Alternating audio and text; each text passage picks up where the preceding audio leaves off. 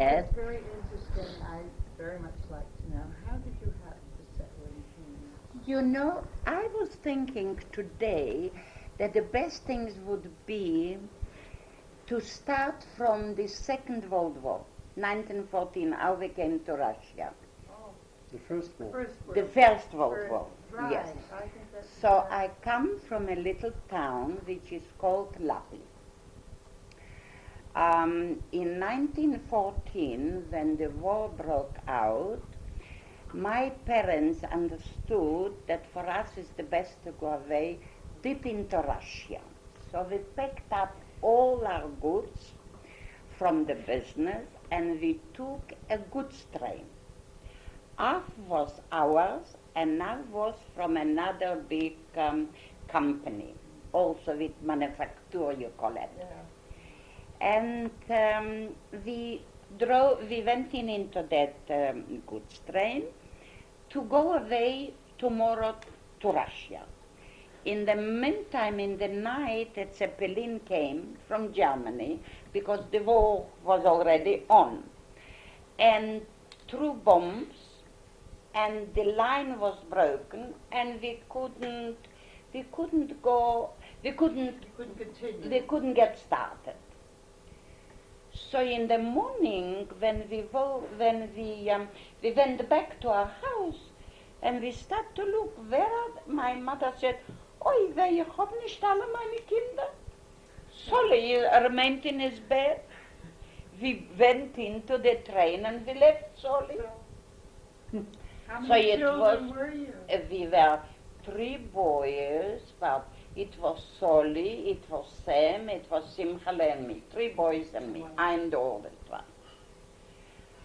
So, because we didn't go away with the train, she stopped to look whether she has all the children in the salon. She got ich kann nicht mein Schleime. And Solly was sleeping in bed in the house because we felt that we'll go a little farther and the war will be straight away finished and we'll come back home. So we left everything like that, only the from the business, the shop we picked up. And of course we came back and then we went away with the Shalom. Then everything was finished, they repaired the railway, we went away to Tambov, but which is behind Moscow.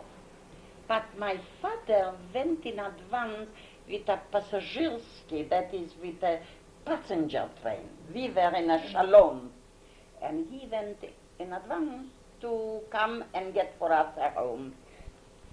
Then we came to Tambov, and my father said, "Well, I have a house for you, a flat downstairs, and upstairs is a baranya," and she rented me the downstairs. When we came in with our goods into the to get started and go into our place, all the tenants came out and they said, "No, they will not let us go in because Židi čerti приехали. Devils have come and they don't want us." Isn't the word Jew? The word is Jew. But čerti is in Russian a devil. Čerti приехали, it means the devils have come and we don't want them yet. Anyway, before somehow he managed to talk into them that we are not devils, and we managed to come in that apartment.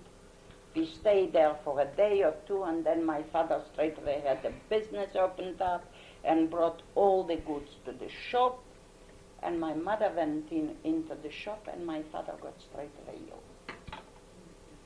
She had to manage herself the shop, and we were running to the hospital to see father, and it took only 1 year and he died. And we remained just like that, not knowing anybody. Well, we stayed there for 3 years. When the communists came in, it must have been in 1918. At that time, they felt that we are very rich people, and at night They attacked us and they said, open the door, we have to make a search. You are having alcohol to sell. But we knew the style. That was how they went in. They ransacked the house, they locked you up in a bedroom, and they have done everything what they wanted, and they went away. But we didn't open the door. We were very well upstairs on the first floor, very well preserved, inside with locks and a heavy door. And my mother said, Kinder, open all the windows, and everybody shout, Gewalt jeden Rattenwitz. And everybody of us opened the door and opened the windows and shouted, Gewalt jeden Rattenwitz. It was about 1 o'clock in the night, a meeting went on, and they came out, and at that time, everybody had those whistles. They started to whistle for police, and they heard the whistles. They said, just wait, we пойдем, возьмем больше силы. You know, больше силы, it means we will go and take more strength, and you will open the door for us. They went away, and on the tomorrow the Jewish people came to us, and they said, don't worry, we will watch you. We will send police to watch you. And in the morning, when my mother went to complain to the office, she said she thinks the same people who attacked us were sitting there. She said, Kinderla, now is the time for us to go back. We arranged again a transport, and we came back to Poland. At that time, the Germans were in, because Russia lost, Germany came in to our town. So we were with them for a little while, and then the Russians came back. We had another war, and the Russians lost before Warsaw, and then the Polanders came up and they said, Nasza Polska, we want independence, and they got independence. I think it's the Versailles. Oh, I turned my cup. It is spoiled. No, you didn't. I think that it is, they got through Versailles the partition. I don't remember, maybe somebody would, how would it be? Anyway, it became Poland. We are not Russians anymore, we are Polish. Polish citizens, we started with a small business, and we went on like this till 1935. In 1935, I was already married, my mother died, I had 2 children. The anti-Semitism was something too terrible. I told you how it was, then my children went out, and one came in with a broken pereponka, you know, in the ear, the thing. Yes, the eardrum. The eardrum was broken, and he had already the water was running, not the water, pus was running. And my husband was already in South Africa. There he couldn't establish himself because he went as tourist. So somebody suggested, go to Kenya. It's a lovely little place. They want tourists. They want farmers. And as you have money, the English ambassador will give you will give you permission to come in as an immigrant. He came here, he was met, he had a letter from Rabbi Karsowski, who gave him a letter to the rabbi from here, Levitan, and Levitan helped him a lot in finding a place at Mr. Melix's place in Lemuro to learn farming and to become a farmer. And I got a letter that he is learning farming, the conditions are very poor, he lives in a little outside place where he can see through the woods all the farm. And he said, this is not a place for you and the children. As soon as I finish the work and I will understand more, we will buy a farm and then I'll take you with the children. As it happened that one son got injured here and the other one, Perkowski, whom I sold my house, said he will kill my son. He will, ja će zabije na smrć. I will kill you till, I will beat you till you will be dead. That was his expression. Ja će zabije na smrć. I will kill you till you will be dead. Couldn't be the word kill you. How can it be kill you till you will be dead? Well, but that's the expression, I suppose. I suppose. In Polish it sounds like that. So I wrote to my husband, don't prepare for me farms. From the day you get the letter, that day you take on the responsibility of our children. I cannot be responsible for them. When they go out to play with the children, I never know whether I will see them back. So he showed the letter to Mr. Maddox, who was a very warm Jewish person. And he said, okay, Szlapak, I can see that I have to help you. I'll go with you to the immigration officer, and I will get for you, I will sign for you, I will give a guarantee for you and all the family. If you will not be able to make a living, I am supporting. And that's what he has done. My husband took the last, some money, he left him with quite a lot, and he came back to Poland. It took 6 weeks only, and we were back on the boat. We arrived to Mombasa on the 1st of May. How did this seem to you? What did Mombasa look like in those days? Terrible. It looked like you came to, what is a Genim? Hell. Like you came to, you are in hell? Because it's so terribly hot, it burns. It's to a European mind, Mombasa is terrible. And you don't see many people in 1938, and there must have been 3.5 people in Mombasa. It was just terrible. But we came from the boat, they put straight away the train for Nairobi. And those people who go to Nairobi, they go over straight away, the luggage and everything, you go into the train. And we went away the same day. We came on the tomorrow with the train. Mr. Maddox was waiting for his son, who also came with the same boat. And my husband said, did you get for us a house? Because he asked him before he went, he should get for us a house. He said, no, I'm very sorry, I don't want to get for you a house. But I have a place in town, in the Charter Royal, 2 rooms. Actually, he said it's 1 room, but it's partitioned. So it's like 2. I will give you that, and you will yourself find a home. So we went in there, we unpacked our things.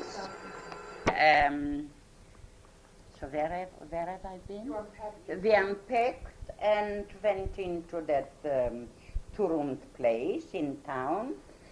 And in a week's time, I think in 1 month's time, we had already a business, and we started. We started, and we went on like this for about a year. We May I struggled. interrupt you here? What did Nairobi look like in those days? What was your impression when you Terrible, terrible. It looked like a cemetery. And you didn't see any people walking. You saw shops. No black people walking? No. The people who worked at the Europeans in houses, they were in their houses. And in the street you didn't see like today you see Africans. Didn't have shops. They didn't have shops. There were a few shops, Indians and Europeans, a few big shops. And everything was sold by the telephone. People rang up and it was delivered to them. When I looked down from the Charter Royal from the window, I thought, my God, how can people live there? What is going to happen to us? We are like in a cemetery. And hot, terribly hot. Oh, in May. It shouldn't be hot in May. Now in May it wasn't hot, but at that time, to my mind, I thought I'll melt. I was sitting like this without a little bit of energy, and I thought, what are we going to do? But in the end, we start to talk to Mrs. Levitan, where my husband made they knew him, he gave them the letter, and they knew that they helped him with the job. So she was my first friend. And he brought me into Mrs. Levitan to the shop, and she said, Mrs. Szlapak, the best things for you is a farm. Because in a farm you have straight away your food and your home. And you're not, this is something that is stable. My shop, she said, we want to sell the shop. What kind of a shop was it? You know, it was a shop that she used to sell jackets, khaki trousers for Africans. It was an African shop, especially for Africans. Khaki trousers, khaki shirts, all kinds of things, and second-hand. She had second-hand, yes, that it came from America, and it was, you need to maybe put a stitch, or you need maybe to put a button and iron this up in the best condition. It was like new. And you put it out in the shop, and the Africans came and bought from you a pair of shorts for 2 shillings. A shirt, 2 shillings. A pair of long pants, 4 shillings. It was something really that you couldn't think that you can make a living. And she said, Mrs. Szlapak, I was against the farm. Mm-hmm. I said, I can't understand how we can go and start to learn farming with a little bit of money which we have. And if God will not give us rain, who is going to give us the other money to put in the farm? Well, we were discussing this, and she said, Mrs. Szlapak, you go to a farm, this is your best way. Anyway, we decided we are not going on the farm because we had to leave the children in a boarding house, and ourselves to go away with our money. We could get a farm only Kisumu way. And this is a very bad place, full of malaria. Kisumu and it's a swamp. But there we could get a big farm, and maybe we would make a living. I don't say we wouldn't make a living, but I was very against it, and my husband also wasn't keen. Anyway, we bought from her the shop after a month. We paid her in some money, and the rest, he took us out. There wasn't much goods. He took us out to the bazaar. My husband, he took him out, and he said, this is a very honest person, a very fine Jewish fellow who will work and pay you every penny that you will give him. Give him goods, whatever he needs. He wants to start a shop. So he brought in a lot of goods. We opened up the doors, and I stood behind the counter, and I started to learn Swahili. By myself, I think I made maybe 20 words in 1, 2, 3 till 20 or till 30, and then a few words come and go, and it costs so much, and it's good, and it's your size. Everything in that way. And I start in the shop, and in the meantime, we got in a lot of goods, and the checks started to come. We have to pay, and we haven't got money. We haven't got with what to pay. So I was in the shop, and my husband was running to lend money to pay for the check. Then he took only for a week the money. Then when we had to pay for the money, we didn't have the money, so we had to go somewhere else, lend again money and give to this person. And so it went on. You broke a window, you put in a window. You broke again a window, you put in a window. We struggled like this for a year. And in the end, somehow, it was me that I said, how can it be? I sell goods and I put everything in a paper, and I see that we have made that much profit that we could have our capital and the food which we had. but it looks that we haven't got anything. So it must be something. And we look, the doors, the windows, maybe somebody has a key to the shop, maybe the people from the other side at the door to come into us. There was a door, and we looked, it was locked. At one time my husband was running to get some money to pay the money which he lended, and David was sweeping the floor in the shop. He put out the water on the floor that it shouldn't be dusty, and I see he goes out from the shop, throws out the water, and goes again for water. So I thought to myself, why did he throw out the water and he goes again for water? If he had water, why did he go for water? So I ran out and I said, David, David. I took down from him the door from his hand, and in the door there was a jacket and a raincoat. Can you imagine? Can you? You are really wonderful. Anyway, I took out the jacket. I said, David, come with me back. And in the meantime, my husband came. And I said, look, he stole these things which I took out from the door, from the pail. So he started to be very cross with him. David picked up, it was a hammer there. David picked up the hammer and he wanted to open his head. I went in between them and I said, David, stop all this. Anyway, we had a court case. David went away, of course, from us. We had a court case, and he put a lawyer, and the lawyer said, and David said, I distinctly gave him the things to wash. He didn't steal the things. But we didn't pay him for 3 months, so we made up the story. And he won the case. From that day on, we knew how to look after the shop, and not they should steal so much, because we had the experience. That must have been before the war, I think.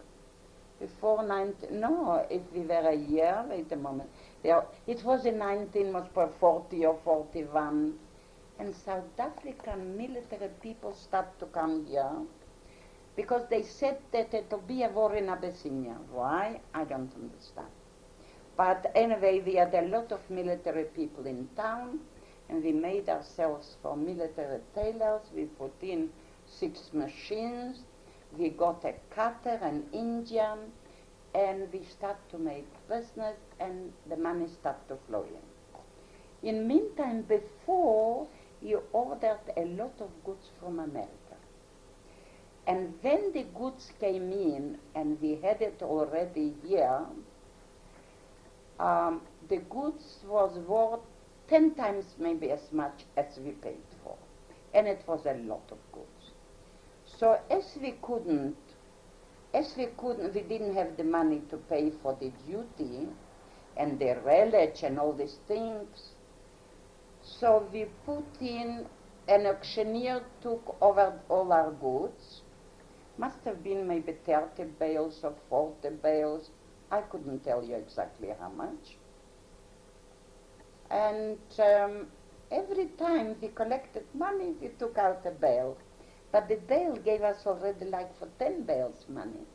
And that's how we started. We went on like this, military tailor, and the goods we sold, and we started to feel comfortable. Tell me, Mrs. Szlapak, what were these things that you were sewing in those days? What kind of things were you doing? Yes, the military people used to come for a day or 2 or 3 to have their leave. So they wanted to go dancing. It was at that time Tor's Hotel. They had music and they had in the evening dances. So the military people wanted to take out a girl and have a good time and go to dance. They needed a suit, they needed a nice pair of trousers, they needed a jacket with a special dress jacket. and a hat, a special one, and all this we made it. They came in the morning, and they ordered, and in the evening we gave them the order. It was terrific. Yeah, it was terrific. Somewhere we couldn't manage, so they went tomorrow to dance. If they had 3 days, we gave them on the 3rd day their suit. And we had the cutter and everything was from khaki, ordinary khaki. Ask me again something, then it's easier. Well, exactly what you were telling us about is this thing really started you off. That started us off, yes. The goods which we received, and the military. My husband said, how can we get in all these military people? We became military tailors. All the Indians became military tailors. So we decided he'll go and make up leaflets, and he will put on Szlapak, the shop in this on the street, and military tailor. And he went out to Government Road, and wherever he saw a military man, he gave him the, how would you call it, the leaflet. Yeah. He gave him the leaflet, and I saw my husband coming, and soldiers went after him, like this, and suddenly we had a Pied full Piper. shop of customers. Like the Pied Piper. Like the Pied Piper, yes. And we had a full shop of customers. And of course, when work was finished, they paid the cash, you had the money, and it was layudim when I don't pay it. Were there other Jews at that time? There was another shop, a Mr. Ross. He also had a shop from that kind of goods. But he didn't make himself a military tailor. He was an older man. He was here for many, many years before. He didn't need. So he was sitting in the shop and he was selling a little bit of goods. But he didn't put in that force which my husband put in. And he didn't need that. We needed it. Anyway, in about a little time, he said, you know what, I will tell you. You remain in the shop. I will try and see what I can do outside. In the shop we used to close on Wednesday. So I was in the house, and he used to buy goods and prepare for tomorrow. What do you say? A shchena.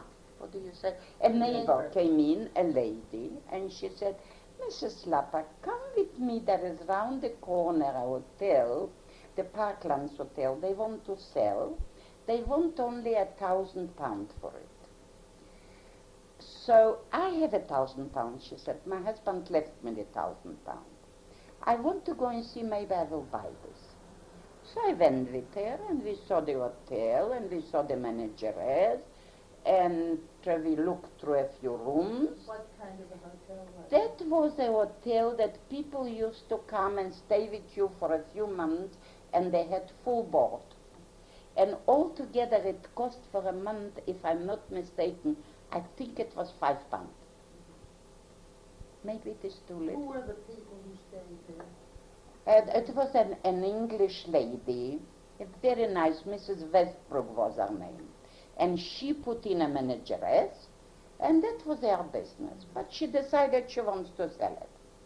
So I came with Mrs., I forgot her name, it'll come to me.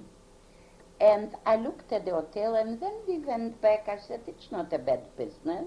With £1,000, you can make a nice living. The manageress said, you can earn £40 a month. The income, because you had to pay rent, £50. It wasn't, you bought only the running business. The property belonged to the Catholic mission. And they paid £50 rent, and she sold us only the inventory in the hotel and the running business. And that was £1,000. So in a few days' time, Tishour, now I remember. I met Mrs. Tishour. I said, no, how is it, Mrs. Tishour? Did you buy the business? She said, no, I decided I'm not buying the business. Even the manageress, who is also a widow, and her husband left her £1,000, and she has the money in the bank, she said it's not worth to spend £1,000.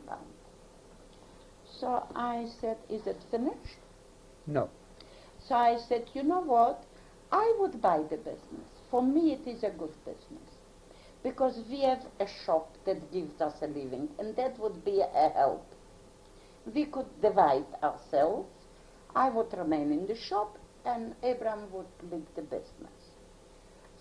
Do you mind if I go and I talk to them? She said, no, I'm not buying. For me, it's not a business. So I went away to Mrs. Westbrook, and I asked the manageress to ask Mrs. Westbrook to come and meet me.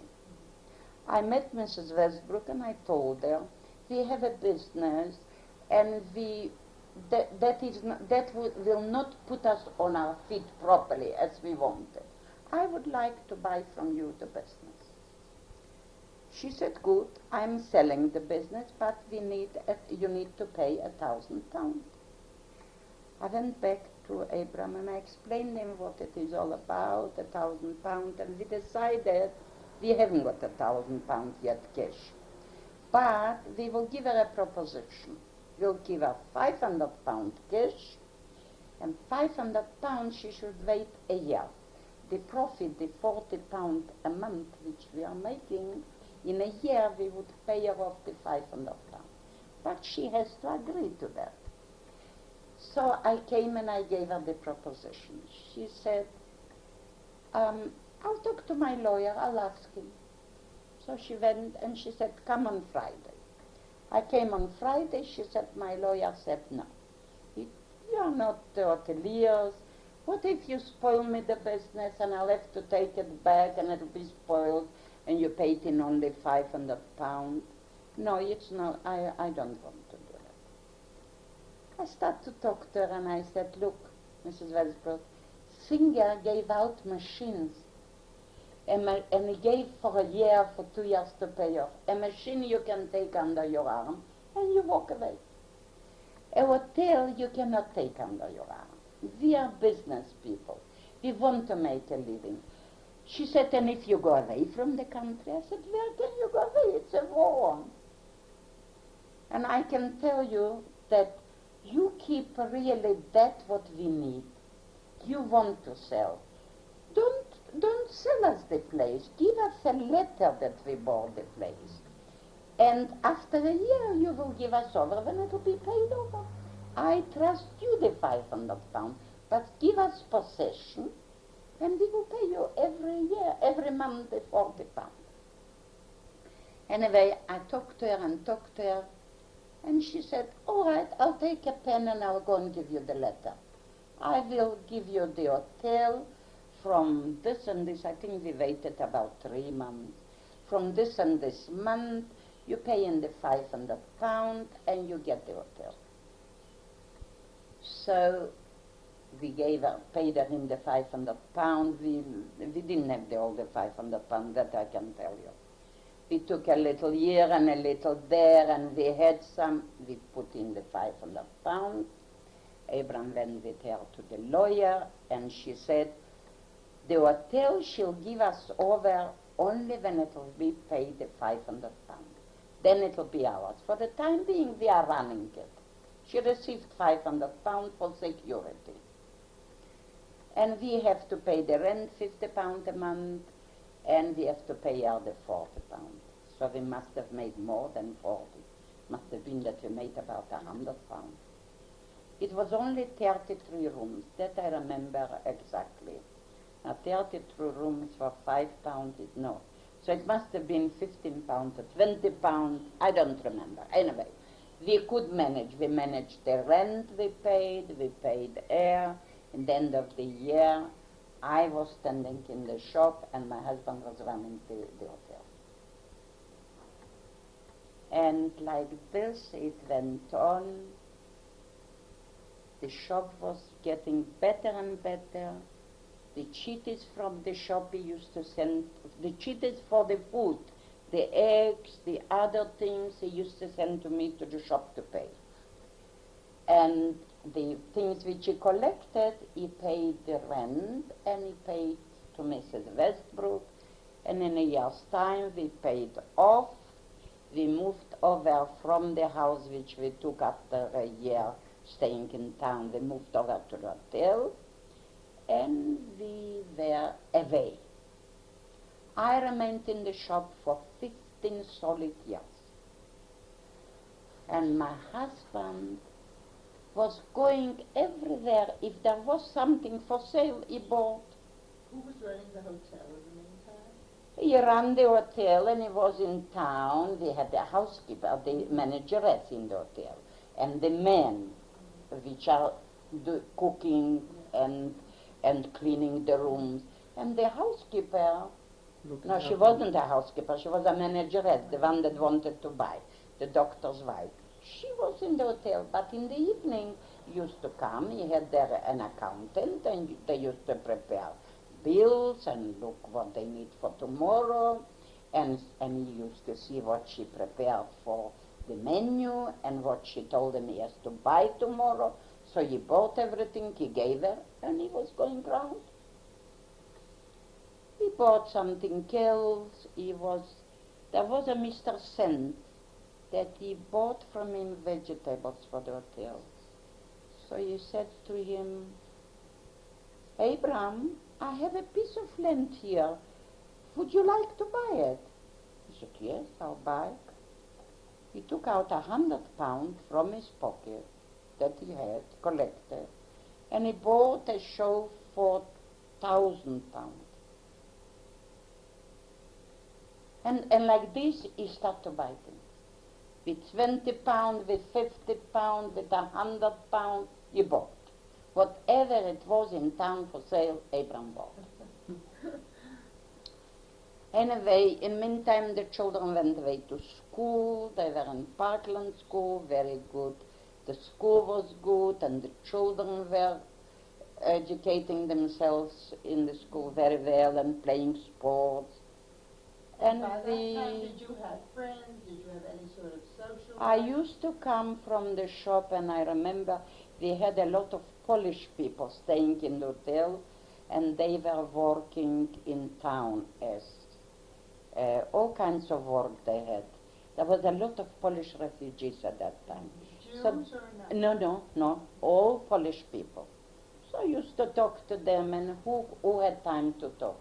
I was in the shop till 6 o'clock. Abraham came into the shop and helped me and paid the checks and went out and brought me in goods, and he ran to the hotel and he ran to buy things. I was inside, but he was doing all this organizing. Anyway, the end was that we stayed for 15 years in that shop, and then we bought the Manor Hotel. About 2 years before, must have been, no. Then we bought the Fairview Hotel. Or was it already a hotel? Yes, it was a hotel, a big hotel, from Mr. Schwentowski. Abraham didn't have the money. I came to see the hotel and I didn't like. I said, it's 7 old houses, only the main building, and it's everything rubbish. And he said, never mind, it'll be all right. It's only now to arrange how to buy it. I'm not worried, he said, what the hotel is. I want you only to see it, and I will see what I can do. Anyway, you find Mr. Maddox, that son of the person where he was on the farm. And he said, Alex, I have a wonderful business for you. You take a partnership half and I'll pay half. And I will run the hotel, and you haven't got any worry about the hotel. I will run it, but we will be partners. So Maddox paid his half. Then my husband didn't have the other half. Of course he didn't have. So he gave him checks, and he gave him some interest for it, and Maddox paid in for us a big amount. And the rest, he most probably took a mortgage in the bank, and he started to run the Fairview Hotel. The Fairview Hotel at that time, Mrs. Westbrook, from whom we bought the Parklands Hotel, was now the manageress at the Fairview Hotel. She opened her own business, another business, and she lost the money, and she didn't want to have the business, so she came as a manageress to the Parklands Hotel. When he bought the hotel, he found Mrs. Westbrook. So she was running the Fairview Hotel, and my husband brought her the food and everything what you need. He delivered what she needed. She knew how to run. She knew how to run. She was a perfect manageress. She spent you a lot of money, but people liked her. And at that time, it wasn't that kind of work which is today. We had people per month. They stayed for years there. So they paid in every month what they had to pay. And you didn't have to have such a lot of books and such a big office. It was everything in a different way arranged. So he bought the Fairview Hotel, and he was very happy about it. And then he bought many other things. And in the meantime, the children grow up, and they went to high school. Then we had the Fairview Hotel, years later, I think. They were already in high school and played. Morris was a very good tennis player, and Charles was a very good tennis player. And my children had a lot of friends, and they used to bring the friends to their house. And we started to feel that we are mentioned. Yeah, we belong here. It went over. I was still in the shop when at one time he came and he said, I think before we bought the Kisumu Hotel, or after the Kisumu Hotel, after. Then we bought the Kisumu Hotel with Mr. Slobin together, with Mrs. Slobin that you met there. You know yes, with her husband. Yes, we bought the Kisumu Hotel, and also Mr. Slobin paid in a lot of RR. And he became a partner, and he went away to Kisumu. He was running the Kisumu Hotel, and my husband used to send them things which he couldn't get. He used to send them to Kisumu. Then at one time he came into the shop, and he said, you know, there was a Jewish agent, and he liked very much my husband. And he said, such a cop that Abraham has, there isn't another one. So he came and he said, Abraham, I have the Manor Hotel for sale. In Mombasa. In Mombasa. And he came in, and he said, you know what, I'm going to Mombasa to see the hotel. They asked 75,000 pounds, I think. That must have been in 1950 or 48. I think it's 48. It should be the papers. Charles would know because he has the balance sheet. So he went away to Mombasa, and the hotel was 75,000 pounds. He managed to get a mortgage for 55,000 pounds from the bank. Unbelievable. 5,000 pounds because it's a company. So when you buy of the company, you buy of everything what the company possesses. 5,000 pounds was in the bank, in the company.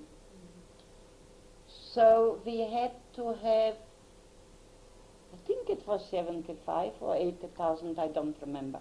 We had to have circa 25,000 pounds cash to pay him. There was another German manager, Mr. Danio. And Danio was running the hotel for two English ladies. They went away to South Africa, and the lawyer was selling the hotel. So my husband said to Danio, you have money. You take a share, you help me out with the money, I'll pay you out on the profit. And the Manor Hotel was really a wonderful buy. It was something. There were boats going to Mombasa, from Mombasa to England. All the English people used to get, after 2 years, they had compulsory to go for home leave. When they went away for home leave, they stayed for a few days before they got the boat. When they came back, they came also to the hotel. We used to have 3 sittings in the dining room. And in a few years' time, my God, it was a business. He had money and he insisted I should sell the shop and come to Mombasa. The children were already, Morris was already away studying in England. Charles was, I don't even remember, when we bought, Charles was still in Mombasa finishing the high school at Prince of Wales School. And yes, it must have been like that. It's a long time, it's 30 years, 32 years. Anyway, in meantime I got notice that the shop has to be demolished. And the shop wasn't, we were only tenants. So I had to go and look for another shop. And he pressed, he said, we don't need the shop now, we have enough. Come over and live in Mombasa. In meantime, before everything, we were once on a holiday and my husband bought for me, I was very cross why he buys such a lot of things, and he went away and he bought some hotel that I didn't know. He bought a place where the military were in, you couldn't go into it. But the agent went through with him and said, Szlapak, this is the most wonderful buy. It is there not far from the president's office today. But at that time it was the government house. He said that place, it was still, that place, that must have been in the war because the RAF were there. He said, you can't go in, but I can work it out for you. It is not expensive, it's a very good buy it. He didn't tell me about it. He went and he bought that place. I got terribly excited. I said, they will sell us. It'll be a shame. How can you buy such a lot of things and be so much in debt? And everything we used to buy, it was him and me. Him and me. Everything was on both our names. But this, because he had to hide this from me, he bought by himself. So I was terribly cross.